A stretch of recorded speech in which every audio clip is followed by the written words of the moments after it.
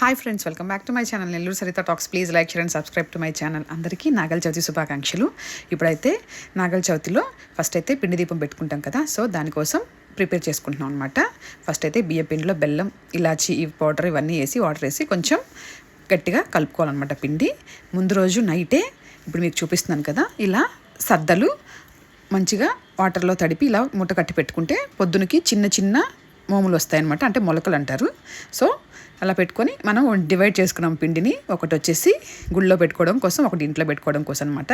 Next అయితే ఆ నానబెట్టుకున్న సద్దల్లో ఇలా బెల్లం కలిపి పెట్టుకుంటాం అనమాట. చూసారా, ఇలా మంచిగా బెల్లం వేసేసి కలిపి పక్కన పెట్టుకుంటాం. ఇప్పుడైతే దేవుడి కోసం తయారు చేసుకున్న నైవేద్యాలు వచ్చేసి ఇలా సద్దలు అండ్ నువ్వులో బెల్లం కలిపిన పిండి, వడపప్పు అండ్ బెల్లం అండ్ పిండి. మనమైతే ఇప్పుడు గుడికి వెళ్ళేసి వచ్చేసిన తర్వాత ఇలా విస్తరలు వేసుకొని పూజ చేసుకుంటాం అనమాట. Seen next video. Please like share and subscribe. Bye friends.